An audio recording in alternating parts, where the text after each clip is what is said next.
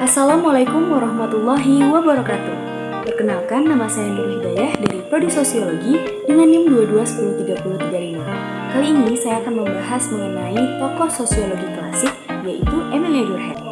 Émile Durkheim, atau yang sering dikenal sebagai Bapak Sosiologi Modern, merupakan seorang filsuf dari Prancis yang mempunyai kontribusi ataupun mempunyai jasa yang besar dalam kehidupan sosiologi, di mana Émile Durkheim adalah tokoh yang menjadikan sosiologi menjadi disiplin ilmu yang memisahkan sosiologi dari ilmu filsafat dan ilmu psikologi. Sosiologi menurut Émile Durkheim. Jadi, menurut Émile Durkheim, sosiologi merupakan ilmu yang mempelajari tentang fakta-fakta. Nah, fakta-fakta tersebut merupakan kenyataan dari cara bertindak, cara berpikir, dan cara merasakan sesuatu. Nah, jadi sederhananya, Émile Durkheim ini mengatakan bahwa sosiologi ini merupakan ilmu yang mempelajari tentang fakta sosial.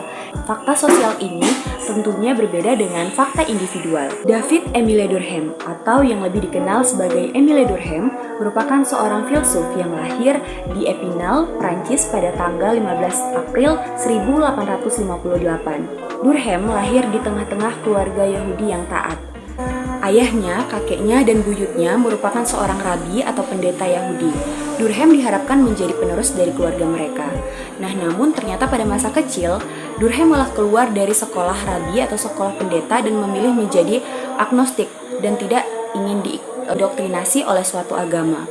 Durkheim menerbitkan beberapa buku yang jika diterjemahkan dalam bahasa Indonesia, yaitu yang pertama, Pembagian Kerja dalam Masyarakat pada tahun 1893, kemudian Aturan Metodologi Sosiologi tahun 1895, kemudian Bunuh Diri pada tahun 1897, kemudian buku keempatnya yaitu tentang klasifikasi primitif pada tahun 1903, dan buku terakhirnya yaitu Bentuk Dasar Kehidupan Keberagaman pada tahun 1912.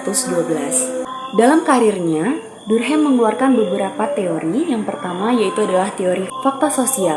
Fakta sosial adalah sesuatu yang berada di luar individu yang bersifat makro dan biasanya ini memberikan penekanan.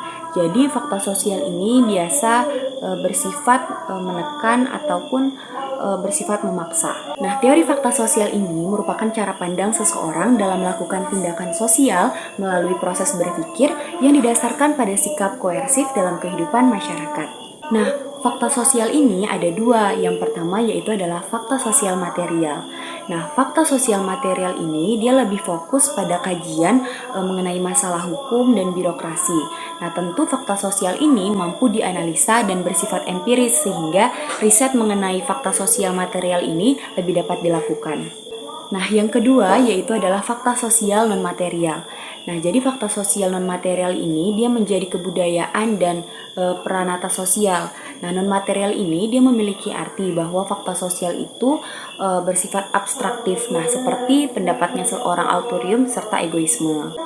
Nah, kemudian teori yang kedua dari seorang Émile Durkheim yaitu adalah mengenai solidaritas sosial. Nah, jadi solidaritas sosial ini adalah hubungan antara individu atau kelompok yang terikat dengan perasaan moral dan kepercayaan yang dianut bersama dan diperkuat oleh pengalaman dan emosional bersama.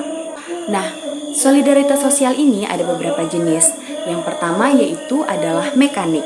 Nah, solidaritas mekanik ini yaitu adalah masyarakat dengan solidaritas mekanik ini dia ditandai dengan aktivitas dan pekerjaan serta tanggung jawab yang sama. Nah, kemudian yang kedua yaitu adalah solidaritas organik. Nah, jadi solidaritas organik ini adalah rasa solider yang menyatukan masyarakat dengan kehidupan yang lebih kompleks dan telah terbagi oleh pekerjaan yang berbeda. Nah, masyarakat dengan solidaritas organik ini dia hidup bersama karena adanya perbedaan di antara mereka. Kemudian, teori yang ketiga dari seorang Émile Durkheim yaitu mengenai bunuh diri atau suicide. Nah, jadi menurut Émile Durkheim ini melakukan riset mengenai fenomena bunuh diri yang terjadi. Nah, ternyata hasilnya ini ditemukan bahwa bunuh diri ini ada pengaruhnya dari fenomena sosial yang termasuk di dalam fakta sosial. Jadi fenomena sosial yang dimaksud ini dapat berupa masalah ekonomi, kemudian agama, perceraian, disintegrasi sosial, dan regulasi sosial. Nah, bunuh diri ini juga ada beberapa jenisnya.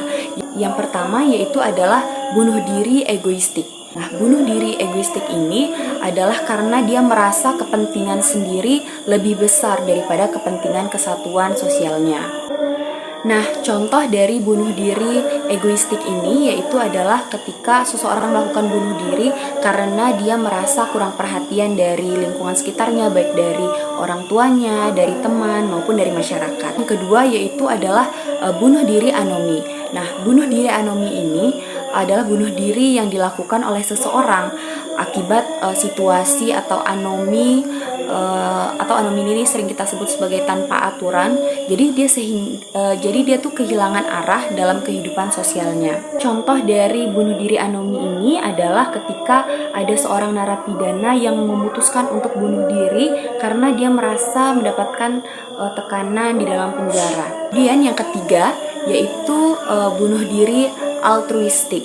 Nah, jadi dia ini merasa bahwa dirinya menjadi beban masyarakat atau keluarga karena merasa kepentingan masyarakat itu jauh lebih tinggi dibandingkan dengan kepentingan dirinya. Contoh dari bunuh diri altruistik ini adalah ketika dulu di Jepang ketika pertempuran, banyak dari prajurit yang memilih ketika mereka kalah di pertempuran ataupun di medan perang untuk mengakhiri kehidupannya demi menghindari aib sosial. Nah, yang keempat yaitu adalah bunuh diri fatalistik. Nah, bunuh diri fatalistik ini karena adanya kondisi yang sangat tertekan, kemudian dengan adanya aturan, norma, keyakinan, dan nilai-nilai dalam menjalani interaksi sosial, hingga orang tersebut kehilangan kebebasan dan hubungan sosial tersebut.